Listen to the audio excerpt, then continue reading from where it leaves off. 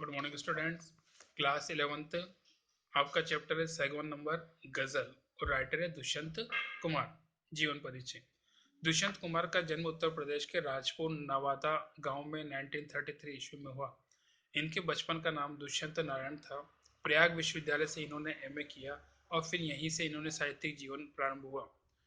वे वहां की साहित्यिक संस्था परिमल की गोष्ठी में सक्रिय रूप से भाग लेते रहे। नए पत्ते जैसे महत्वपूर्ण लेख में के साथ भी जुड़े रहे। इन्होंने आकाशवाणी और मध्य प्रदेश के राजभाषा विभाग में काम किया।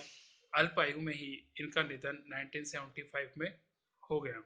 रचनाएं: काव्य सूर्य का स्वागत, आवाज के घेरे, साय में धूप, जलते हुए वन का वसंत।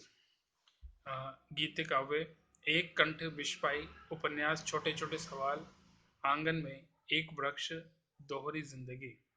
साहित्यिक विशेषताएं: दुष्यंत कुमार की साहित्यिक विशेषताएं अद्भुत है। इन्होंने हिंदी में गजल विधा को प्रतिष्ठित किया। इन्होंने कई शेर साहित्यिक और राजनीतिक जमावड़ों में लोकोक्तियों की तरह दोहराए जाते हैं। साहित्यिक गुणवत्ता से समझौता न करके इन्होंने लोकप्रियता के नए कीर्तिमान कायम किए हैं। उनकी गजलों में तत्सम शब्दों के साथ उर्दू शब्द का भी काफी प्रयोग मिलता है। एक कंठ विश्वाय शीर्षक गीति नाट्य हिंदी साहित्य का महत्वपूर्ण और प्रशंसित कृति है। कविता का सारांश: साय में दो गजल कविता संग्रह से ये गजल ली गई है।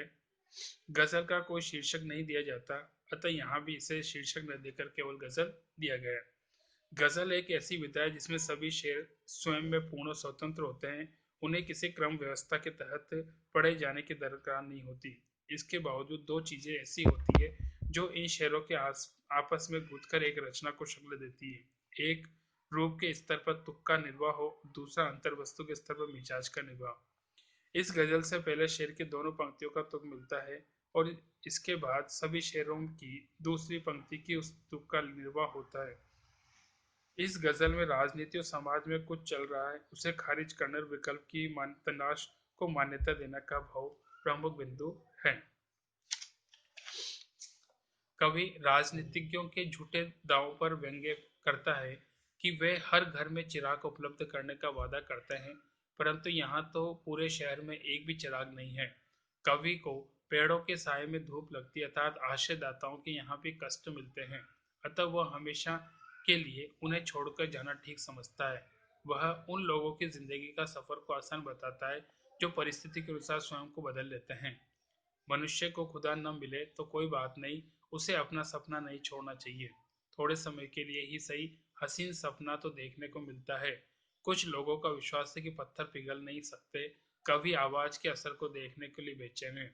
शासक शायर की आवाज को दबाने की कोशिश करता है क्योंकि वह उसकी सत्ता को चुनौती देता है। कभी किसी दूसरे का आश्रय में रहने के स्थान पर अपने घर में जीना चाहता है। फर्स्ट, कहा तो कहा तो था तय था कि चिरागा हर एक घर के लिए, कहाँ चिराग मैसर नहीं शहर के लिए। यहाँ दरख्तों के साय में धूप लगती है, चलो यहाँ से चले और उम्र भर के लिए। कवि कहता है कि नेताओं ने भाषण घोषणा की थी कि देश के हर घर को चिराग अर्थात सुख सुविधाएं उपलब्ध करवाएंगे। आज स्थिति है कि शहरों में भी चिराग अर्थात सुविधाएं उपलब्ध नहीं है।